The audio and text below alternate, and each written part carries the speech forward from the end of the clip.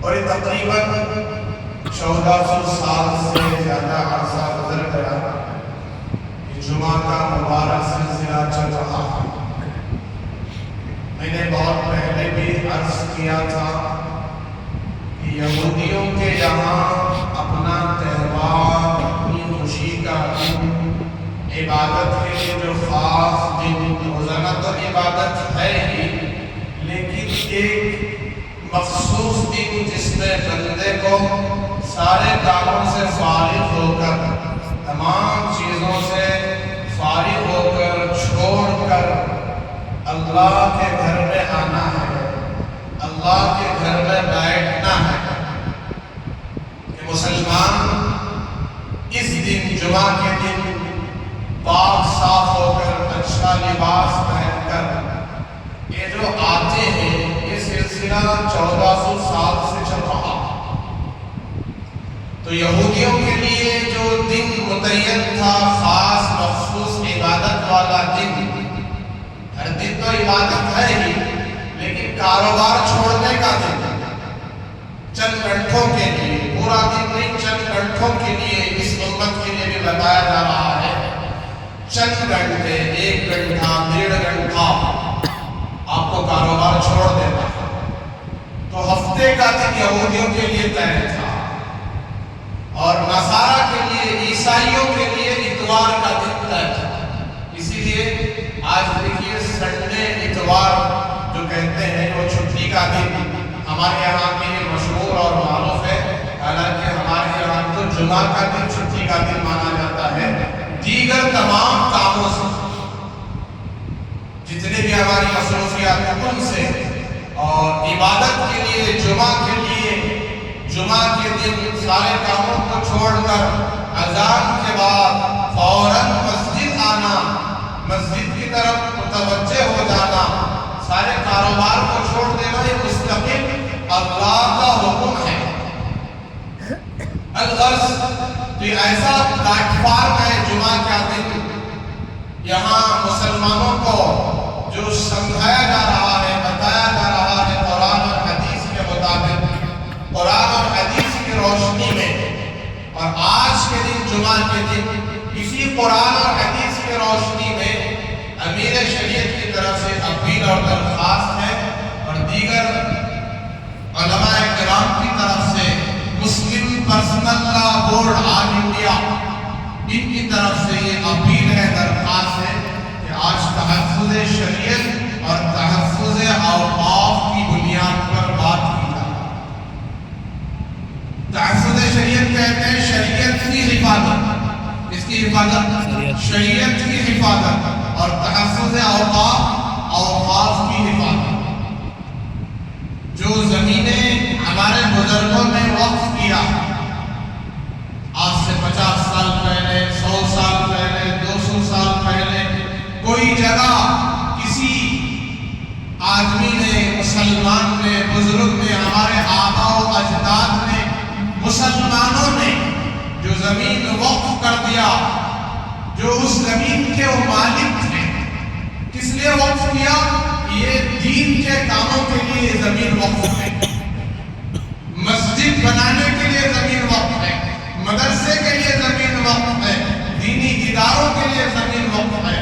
تو 100 سال پہلے، 200 سال پہلے ایسے پورے ملک میں، ہمارے اس ملک بھارت میں، ہماری جائیداد جو وقف کی زمینیں ہیں، اس وقت اگر حساب لگایا جائے تو 9 لاکھ ایکڑ زمین ہے۔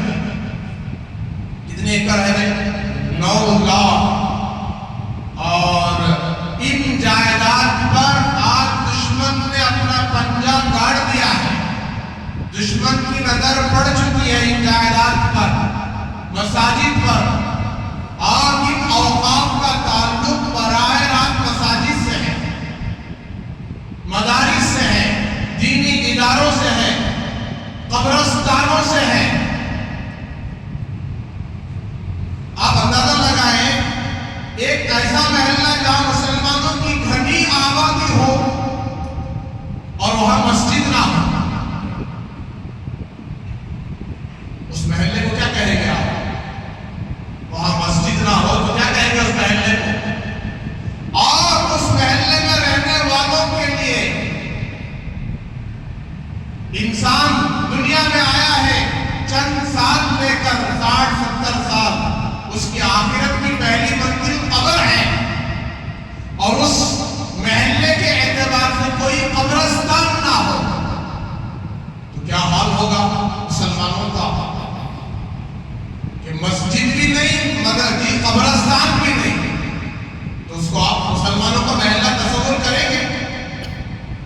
مسلمان تو رہتے ہیں لیکن مسلمانوں کے محلے میں اللہ کی عبادت گاہ مسجد نہیں ہے، اور ان مسلمانوں کے لیے قبرستان نہیں ہے، تو ہمارے اکابرین کا ہم پر کتنا بڑا احسان ہے۔ انہوں نے بجائے اپنی ذات پر ان زمینوں کو استعمال کرنے کے اور اپنی اولاد کی طرف ان جائیداد کو منسوخ کرنے اور وراثت میں دینے کے بجائے ان زمینوں کو انہوں نے قبرستانوں کے لیے وقف کر دیا۔ آنے والی نسلوں کے لیے، قیامت تک آنے والی نسلوں کے لیے قبرستانوں کی جگہ، مساجد کے لیے جگہ، مدارس کے لیے جگہ، دینی اداروں کے لیے جگہ انہوں نے وقف کر دیا۔ یہ زمینیں 11 لاکھ ایکڑ ہیں، اور آج بھی موجودہ حکومت اس کو ترمیمی طور پر بل پاس کر کر سارا قبضہ اپنے اندر جمانا چاہتی ہے اور قبضہ لینا چاہتی ہے۔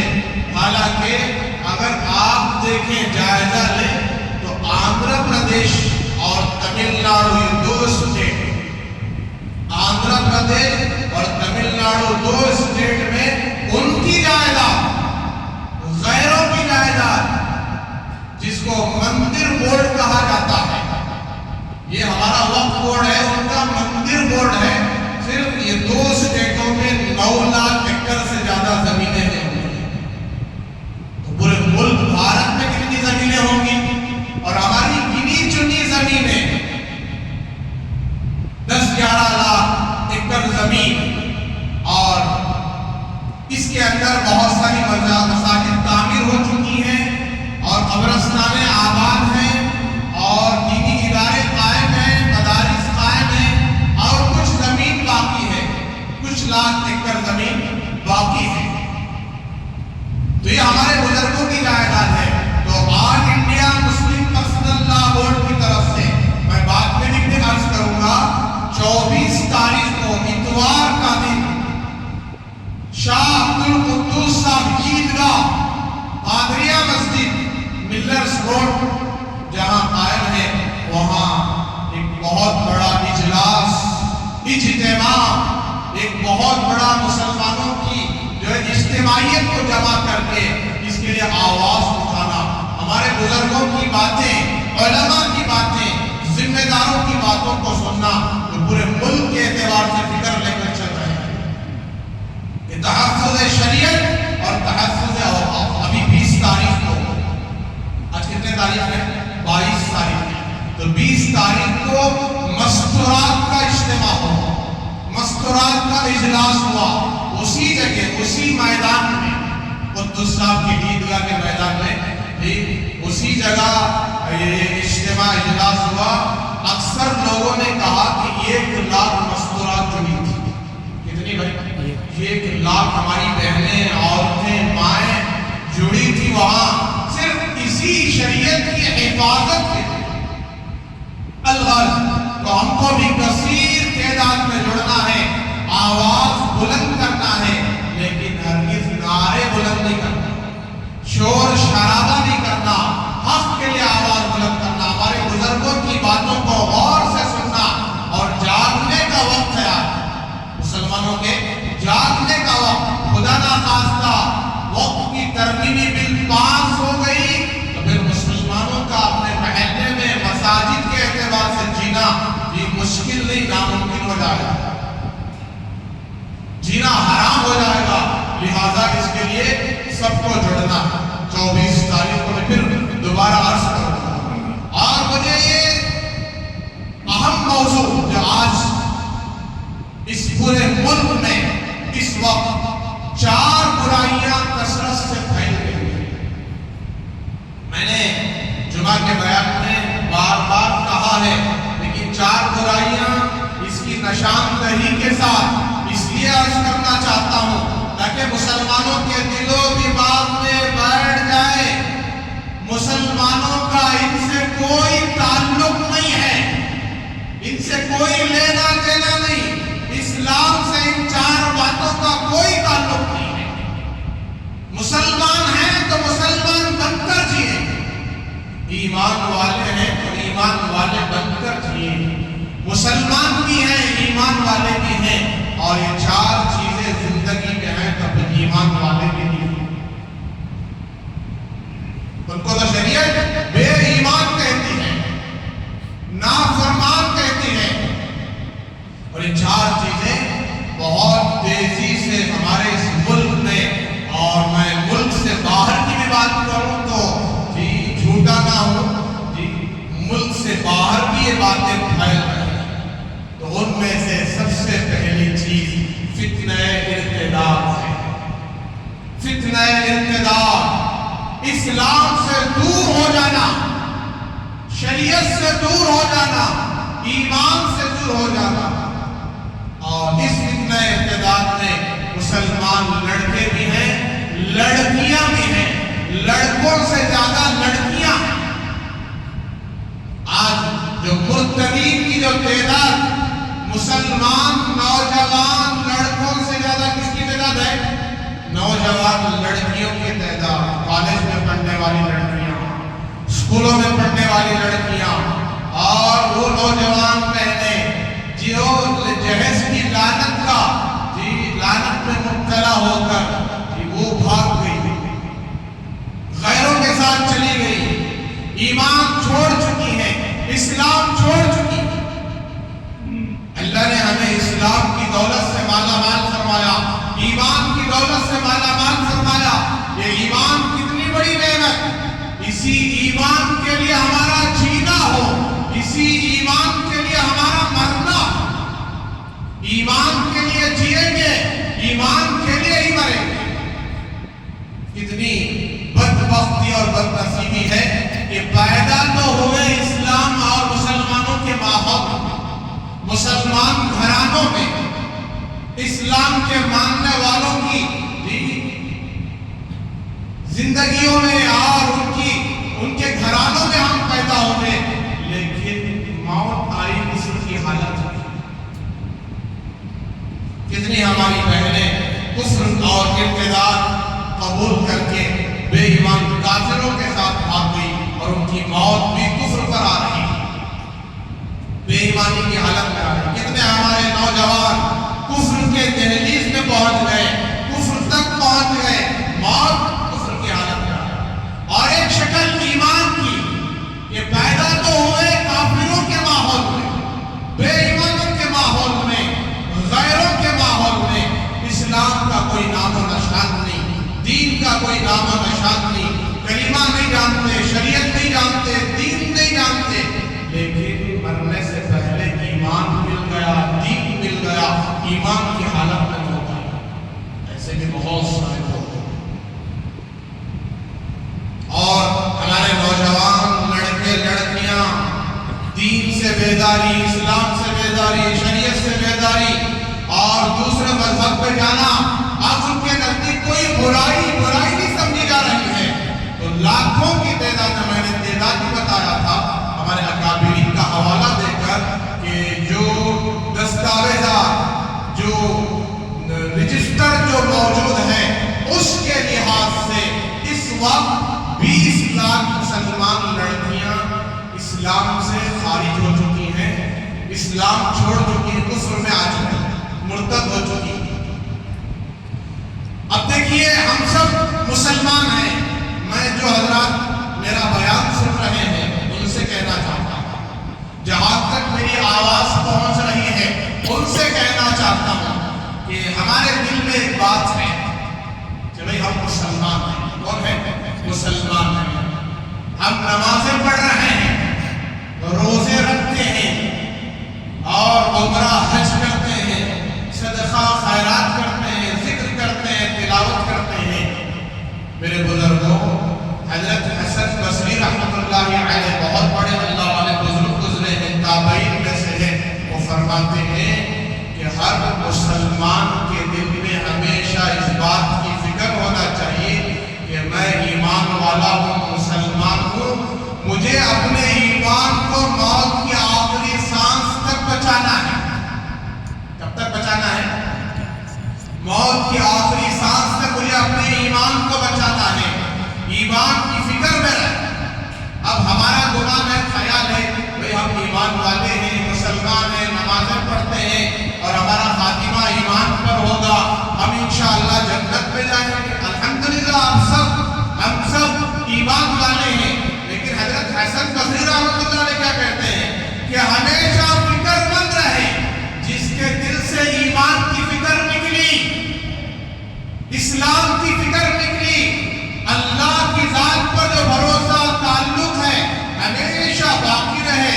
اس تعلق سے اگر کوئی فکر مند نہ رہے، ایمان کے تعلق سے، اللہ حفاظت کرے، اس کی زندگی میں دھیرے دھیرے نفاق پیدا ہو جائے گا، شک پیدا ہو جائے گا، ایمان والا بن کر جینا تو دور، ایمان کی حالت میں موت آنا مشکل ہو جائے گا۔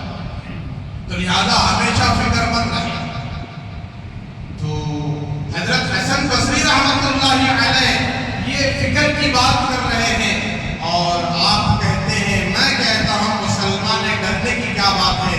جی ڈرنے والے تو جی ہم نہیں، عام انسان نہیں، ڈرنا تو ہر عام انسان کو چاہیے تھا، لیکن قرآن کہتا ہے جو اللہ کے نزدیک سب سے زیادہ نیک، شریف، متقی، پرہیزگار، اور اتنا ہی نہیں بلکہ نبی، پیغمبر، رسول بھی ہیں، جن کو دنیا ابراہیم کے نام سے جانتی ہے، ابراہیم علیہ السلام، ان کی دعائیں ہیں، قرآن نقل کرتا ہے وَاجْنُبْنِي وَبَنِيَّ أَن نَعْبُدَ الْأَصْنَامَ، اے پروردگار مجھے اور میری اولاد کو بتوں کی عبادت سے بچا، شرک اور کفر سے بچا، الحاد سے بچا، بے دینی سے بچا، کہیں ہم مرنے سے پہلے مشرک نہ ہو جائیں، کافر نہ ہو جائیں، بے ایمان نہ ہو جائیں۔ قوم، یہ پیغمبر قوم جد الانبیاء ہیں، ان کی نسل میں 10,000 پیغمبر آئے ہیں، ایک روایت کے مطابق 30,000 پیغمبر آئے ہیں، نبی، اور یہ کہہ رہے ہیں اے اللہ مجھے بتوں کی عبادت سے، کفر اور شرک سے، الحاد سے اور بے دینی سے، تیرے انکار کرنے سے بچا لے۔ صرف مجھے ہی نہیں، میری اولاد کو بھی بچا، میری نسلوں کو بھی بچا، وہ بنی کیا، میری اولاد کو بھی کفر سے بچا، شرک سے بچا۔ یہ پیغمبر اور ان کے پوتے حضرت یعقوب علیہ السلام، اللہ تعالیٰ فرماتے ہیں قرآن میں کہ یہ جب دنیا سے جا رہے تھے، اِذْ حَضَرَ يَعْقُوبَ الْمَوْتُ قَالَ مَا تَعْبُدُونَ مِن بَعْدِي، اے میرے بچوں، آپ اس وقت کو یاد کیجئے جب یعقوب پر موت آئی۔ اللہ کہتے ہیں یعقوب پر موت طاری ہوئی، اِذْ حَضَرَ يَعْقُوبَ الْمَوْتُ، موت ہر ایک کو آئی ہے، نبی کو بھی آئے گی، ولی کو بھی آئے گی، عام کو بھی آئے گی، خاص کو بھی آئے گی، جی غریب کو بھی آئے گی، امیر کو بھی آئے گی، مرد عورت سب کو آئے گی، موت کسی کو چھوڑنے والی نہیں ہے۔ تو اللہ اپنے نبی پیغمبر حضرت یعقوب علیہ السلام ان کی موت کا ذکر کر رہے ہیں کہ جب یعقوب پر موت آئی تو انہوں نے اپنے بچوں کو جمع کیا، پوچھا مَا تَعْبُدُونَ مِن بَعْدِي، اے میرے بچوں میں تو دنیا سے جا رہا ہوں، ابھی مجھے موت آئے گی تھوڑی دیر میں عنقریب مر جاؤں گا، موت کے حوالے ہو جاؤں گا، دنیا سے رخصت ہو جاؤں گا، اب بتاؤ میرے بچوں میرے باپ کو کس کی عبادت کرو گے؟ جب تک میں زندہ تھا تو میں اللہ کی عبادت کی ترغیب تلقین کرتا رہا، توحید کیا ہے سمجھاتا رہا، شرک کیا ہے، کفر کیا ہے، بے دینی کیا ہے سمجھاتا رہا، لیکن اب میں دنیا سے جا رہا ہوں، میرے جانے کے بعد تم کس کی عبادت کرو گے؟ مَا تَعْبُدُونَ مِن بَعْدِي، میرے بعد کس کی عبادت کرو گے؟ تو بچوں نے کہا نَعْبُدُ إِلَٰهَكَ وَإِلَٰهَ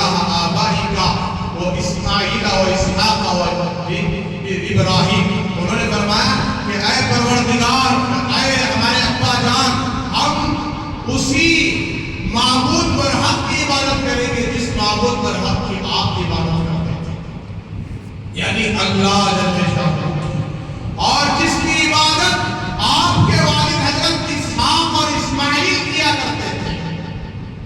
حضرت اسماعیل چچا اور حضرت اسحاق باپ اور آپ کے دادا حضرت ابراہیم کیا کرتے تھے. اوپر تک جتنے انبیاء آئے ہیں جس ہستی کی جس ذات کی عبادت کرتے تھے اسی ذات کی ہم عبادت کرتے ہیں. بچوں سے عہد کروایا. اور آج ہماری کیا فکر ہے؟ ہم دنیا سے جا رہے ہوں یا جانے والے ہوں یا جانے سے پہلے ہم سوچتے ہیں میرے بچے کی بہترین جو ہے کوئی پراپرٹی ہو جائے، میں بچے کے لیے ایک بہترین مکان، بلڈنگ، بنگلہ بنا دوں، اس کے لیے بینک بیلنس بنا دوں اور اس کو بہترین جاب نوکری میں لگا دوں. جب دنیا سے جا رہے ہیں تو یہی فکر میرے بچوں کا میرے بعد کیا ہوگا، میری بیوی کا کیا ہوگا، اس کے کھانے پینے کا کیا ہوگا، اس کے جوڑے لگنے کا کیا ہوگا، اس کے لباس اور اس کی ضروریات کا کیا ہوگا. اور نبی پیغمبر رسول سبق دے کر جا رہے ہیں کہ میرے بعد میرے بچوں کی بچوں کے عقیدے کا، بچوں کے ایمان کا کیا ہوگا، شریعت کا کیا ہوگا. تو اتنی فکر انبیاء کو ہے تو ہمیں کتنی فکر ہونا چاہتا ہے.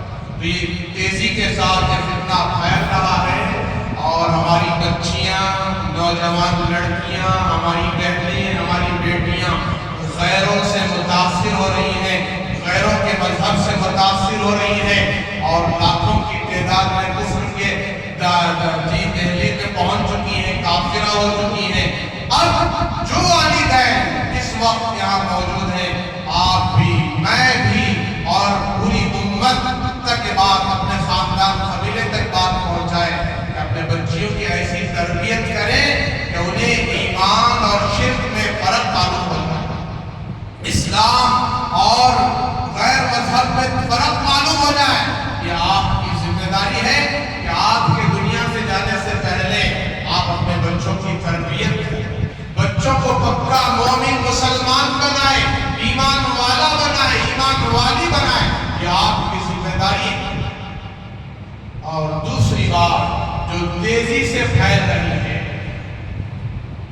ہر گلی میں، محلے میں، گاؤں میں، ہر شہر میں، صوبے میں، اسٹیٹ میں اور اس پورے ملک میں آگ کی طرح تیزی سے جو پھیل رہی ہے، وہ اتنی تیزی سے مالداروں میں بھی ہے، غریبوں میں بھی ہے، مردوں میں بھی ہے، عورتوں میں بھی ہے. میری بات غور سے سننا، میں نے پہلے بھی کہا ہے پھر بھی سننا تاکہ ہمارے اندر سے وہ برائی ہمیشہ کے لیے مٹ جائے، ختم ہو جائے. غریبوں میں بھی ہے، امیروں میں بھی ہے، مالداروں میں بھی ہے، عہدے داروں میں بھی ہے، ذمہ داروں میں بھی ہے، خاص میں بھی ہے، عام میں بھی ہے. وہ ہے وہ برائی، سود کی برائی. کون سی برائی؟ سود کی برائی. سود کی لعنت ہے، سود کی لعنت ہے. یہ بہت بڑی لعنت، سود کی تباہی و بربادی ہے. آج ہر محلے میں سود کی برائی عام ہے، ہر گاؤں میں سود کی برائی عام ہے، ہر شہر میں سود کی برائی عام ہے. یہ کتنی بڑی وبا ہے، یہ کتنی بڑی گندی چیز ہے. یہ سود کی وبا اتنی بڑی وبا ہے. قرآن کہہ رہا ہے سود لینے والا، دینے والا، کھانے والا، کھلانے والا یہ اللہ کے ساتھ جنگ کا اعلان کر رہا. کس کے ساتھ؟ اللہ اور اس کے رسول کے ساتھ جہاد کا، جنگ کا اعلان کر رہا. جناب محمد رسول اللہ صلی اللہ علیہ وسلم نے فرمایا سود کا ادنا درجے کا گناہ، چھوٹا درجہ، چھوٹا درجہ. میری بات نہیں، کسی مفتی کی، مفتی اعظم کی بات نہیں ہے، یہ نبی اکرم جناب محمد رسول اللہ صلی اللہ علیہ وسلم کی بات، آپ کا فتویٰ ہے. سود کا ادنا درجے کا گناہ اپنی ماں سے 36 مرتبہ بدکاری، غلطکاری کرنے کے برابر ہے. تو سود کی لعنت سے اپنے آپ کو بچائیں.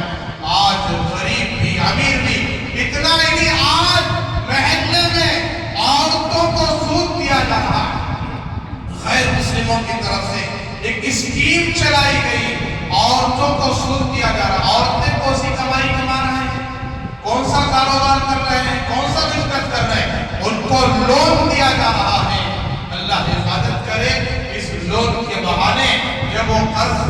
ادا نہیں کر سکتی، واپس نہیں کر سکتی، تو پھر یہ بدکاری میں ان کو مبتلا کیا جا رہا ہے اور ان کو پکڑ کر لے جایا جا رہا ہے۔ اللہ حفاظت کرے، آج اس وبا میں ہر محلہ مبتلا، اس وبا سے بچیں۔ لوگ آج کہتے ہیں، تاجر کہتے ہیں، بزنس مین کہتے ہیں، سود کے بغیر کاروبار نہیں چلے گا، لون کے بغیر کاروبار نہیں چلے گا۔ یہ تم جو بول رہے ہو جھوٹ بات ہے، تمہاری بات جھوٹی ہے، اللہ کا کلام سچا ہے، یہ لعنت والی بات ہے، پھٹکار والی بات ہے، ہم سب ان باتوں میں جھوٹے ہیں۔ سود کے بغیر کاروبار کرو، اللہ برکت دیں گے، راحت دیں گے، عزت دیں گے، چین و سکون دیں گے۔ اللہ کی بات کبھی جھوٹ نہیں ہو سکتی۔ اللہ نے جس کو حرام کر دیا کر دیا، یہ کسی آدمی کا طے کرتا اور طے کردہ شریعت نہیں ہے، محمد صلی اللہ علیہ وسلم کی بنائی ہوئی شریعت نہیں ہے، یہ اللہ کی اتاری ہوئی شریعت۔ جہاں جہاں اللہ نے کسی چیز کو حرام کہا، وہاں کا ذالک امر اللہ، ذالک حکم اللہ، تلک حدود اللہ فلا تعتدوها۔ قرآن کہہ رہا ہے یہ اللہ کا حکم ہے، یہ اللہ کا آرڈر ہے، یہ اللہ کی حدود ہے، اس سے ہرگز مسلمانوں حد پار نہ کرو۔ تو اس سود کی برائی سے سب بچیں گے انشاءاللہ، اپنی نسلوں کو بھی بچانا ہے۔ اس کی بہت بڑی وبا ہے، اس کے ذریعے سے جو برائیاں گندگیاں پھیل رہے ہیں، اللہ حفاظت کرے۔ ہمارا معاشرہ بدنام ہو رہا، ہمارا معاشرہ تباہ ہو رہا ہے، ہم بھی بچیں، اپنی نسلوں کو بھی سود، بیاج، وڈی، انٹرسٹ، سنگے سے، فنڈ سے، چیٹی سے اپنے آپ کو بچائیں۔ حرام ہے، بہت بڑا گناہ ہے، اس کی لعنت دنیا میں بھی ہے، آخرت میں بھی ہے۔ اور تیسری برائی جو تیزی سے پھیل رہی ہے تقریباً نوجوانوں میں اور ہمارے بچوں میں، یہ تیزی سے جو پھیل رہی ہے وہ نشے کی بیماری ہے، نشے کی لعنت ہے۔ اس کی لعنت ہے نشہ، اتنا خطرناک نشہ، آج اللہ حفاظت کرے، ٹیبلٹ نشے کے، انجیکشن نشے کے اور دیگر ڈرگس، افیون، چرس، گانجا اور بہت ساری چیزیں نشے کی۔ آج ایسے نشے میں ہمارے نوجوان مبتلا ہیں کہ ہمارا معاشرہ اس سے ہلاک ہو رہا ہے، ہمارے نوجوان اس سے تباہ ہو رہے ہیں، ہلاک ہو رہے ہیں اور ماں باپ کو نہیں پہچان رہے۔ ایک بڑے عالم کو ایک امت کی بیٹی نے، ایک بہن نے خط لکھا روتے تھے۔ کیا لکھا کہ میرا بھائی، سگا بھائی، وہ نشہ کرتا ہے، نشے کے ٹیبلٹ لیتا ہے، نشے کے انجیکشن لیتا ہے اور گانجا مارتا ہے اور دیگر جو نشے کی چیزیں اس میں مبتلا ہے۔ اور اتنا ہی نہیں، روتے ہوئے کہہ رہی ہے کہ نشے کے بعد مجھ سے بدکاری بھی کرتا ہے، مجھ سے زنا بھی کرتا ہے۔ کیوں کہ نشے کی حالت میں اس نشے اور آدمی کو، نشیڑی کو اس بات کا علم نہیں ہوتا، پتہ نہیں ہوتا، سمجھ نہیں ہوتی، اپنی ہوش کھو جاتا ہے کہ سامنے والی اس کی بہن ہے یا بیٹی ہے یا ماں ہے یا خالہ ہے یا بیوی ہے، اسے پتہ نہیں چلتا۔ اتنی بڑی گندی لت ہے، اس میں ہمارا محلہ بھی مبتلا ہے، دوسرے محلے بھی مبتلا ہیں۔ اس وبا سے، اس لعنت کی چیز سے امت کو بچائیں، ہمارے نوجوانوں کو بچائیں۔ اللہ نے اس کو حرام قرار دیا ہے اور ایک گندی چیز ہے۔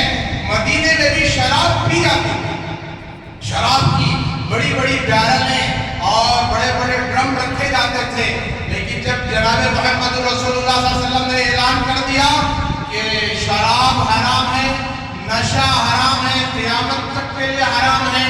پہلے نشہ، شراب جو ہے نماز میں حرام ہوا، نماز کی حالت میں شراب کے قریب نہیں جانا، شراب کی حالت میں نہیں رہنا، نشے کی حالت میں نہیں رہنا۔ بعد میں حکم ہوا حرمت علیکم الخمر، جی تمہارے اوپر شراب ہمیشہ کے لیے حرام ہوگی۔ انما الخمر والمیسر، کہ شراب بھی حرام، شراب بھی اور جوا بھی، یہ سب شیاطین کے رجس من عمل الشیطان، یہ شیطان کے اعمال ہیں، اس سے زندگیاں تباہ ہو جاتی ہیں۔ تو شرطہ شرطی اور نشہ ہمارے نوجوان موبائلوں میں कैरम बोर्ड शर्त लगा कर खेलते हैं, शरस और क्या कहते हैं चेस खेलते हैं, शतरंज खेलते हैं। ये हराम है, नाजायज है, गंदा काम है। इसको शरीयत ने नाजायज कहा। हर वो काम जिसमें कोई हमारी मेहनत ना हो, मेहनत ना लगे, वो आसानी से जो पैसा हासिल हो रहा हो, वो मैसिर है और सूद इसकी शक्ल में है, जुए की शक्ल में है। इसके अलावा बहुत सारी चीजें नाजायज हैं, लेकिन मुझे सिर्फ सूद के बारे में अर्ज करना था, इसके बारे में अर्ज कर दिया।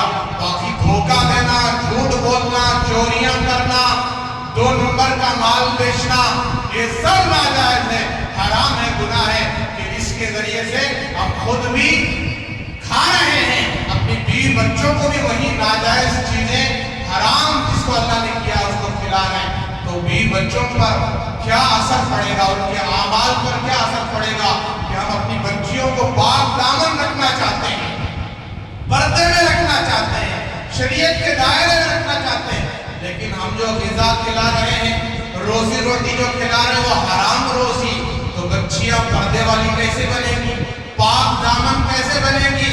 जो चीज पेट में जाती है, हलाल जाती है तो उसका असर जाहिर होता है, हराम जाती है तो उसका भी असर जाहिर होता है।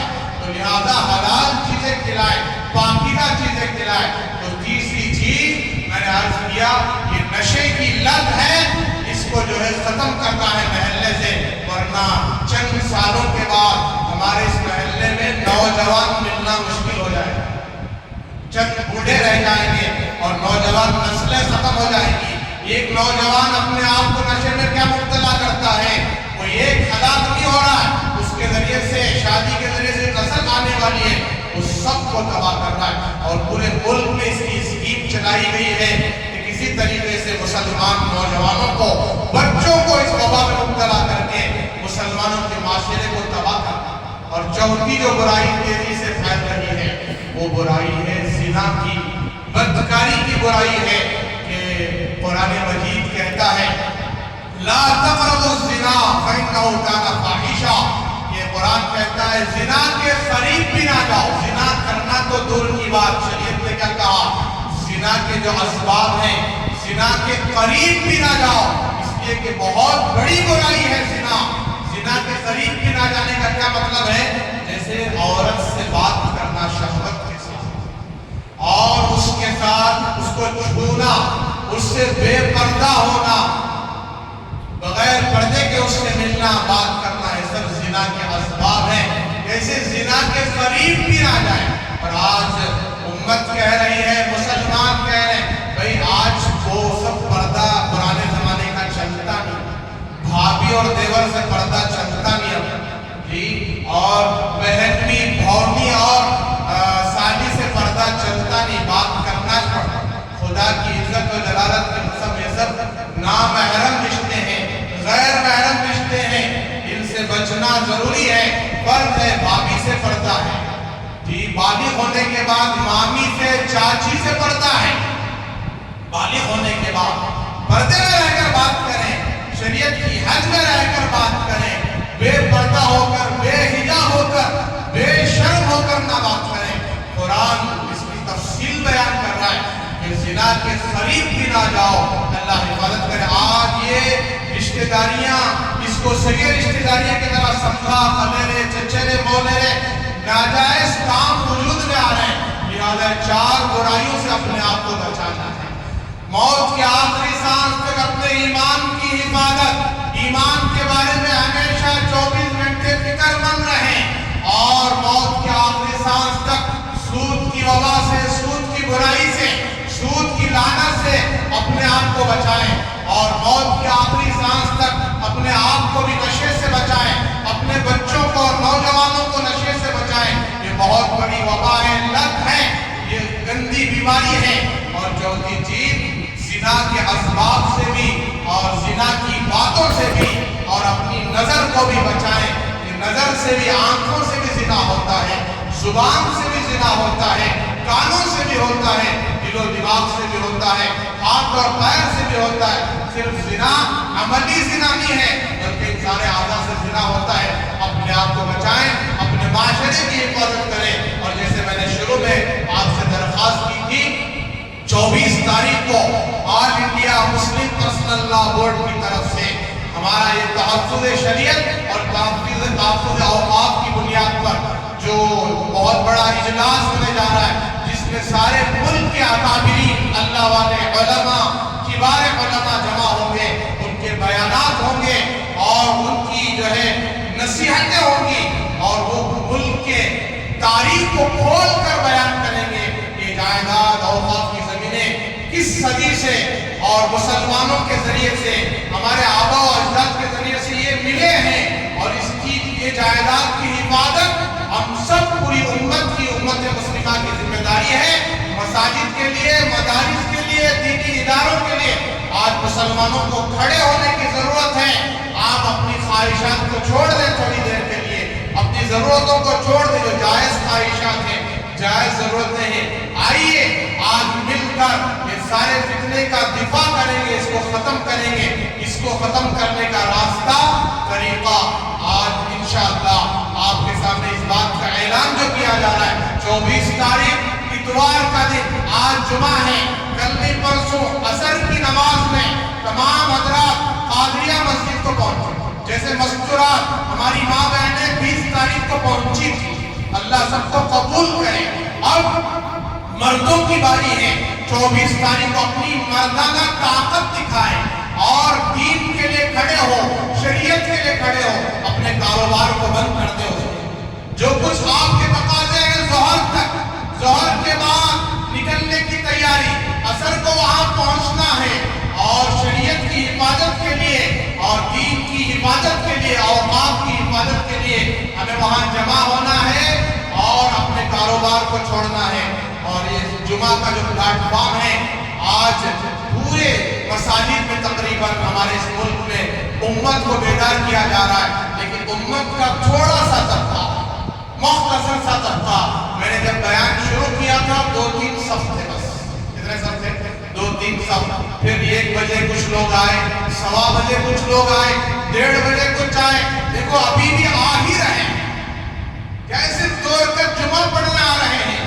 بعض لوگوں کا اعتراض ہے جمعہ کا بیان یہ جو اردو میں کیا جا رہا ہے، یہ کہاں سے ثابت ہے؟ یہ جناب محمد رسول اللہ سے ثابت ہے۔ اللہ کے رسول کی زبان عربوں کی زبان، مکے والوں کی زبان عربی تھی۔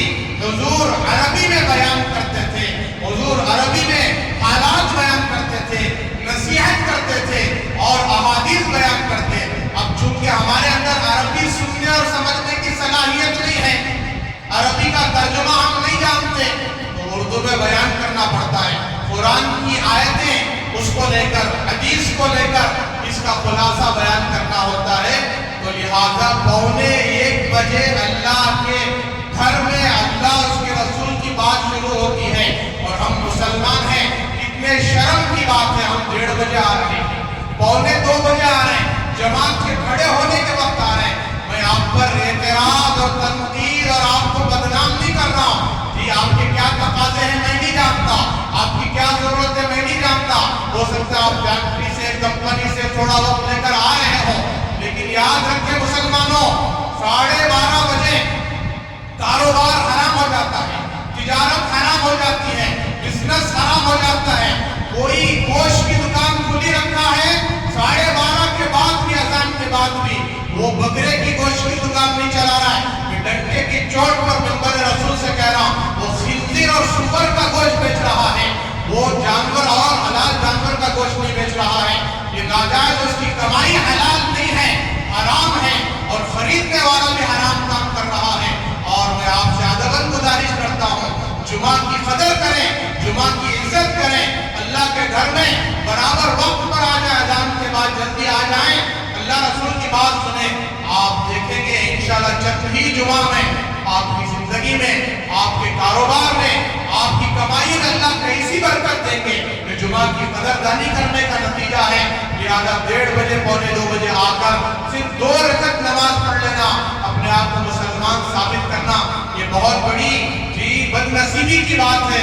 لہٰذا آئندہ میں گزارش کروں گا آپ سب برابر بیان سے پہلے تشریف لائیں، سنتیں پڑھیں، ذکر کریں، تلاوت کریں اور بیان کو غور سے سنیں، اور ایک ہی پلیٹ فارم ہمارے لیے باقی رہ گیا ہے جس کے ذریعے سے امت کے ہر طبقے تک بات پہنچانا اور شریعت سمجھانا آسان ہے۔ اس کے علاوہ مسلمان باہر ہوتے ہیں نماز کے بعد، جیسے ہی سلام پھیرا جاتا ہے تو مسلمان نکلنا شروع ہو جاتے ہیں، نہ سنتوں کی پرواہ ہے نہ دعا کا خیال ہے۔ لہذا اب پورا ہفتہ بے دینی گناہوں کے ماحول میں، بازار کے ماحول میں ہے تو ایمان کا کیا حق ہو رہا ہوگا۔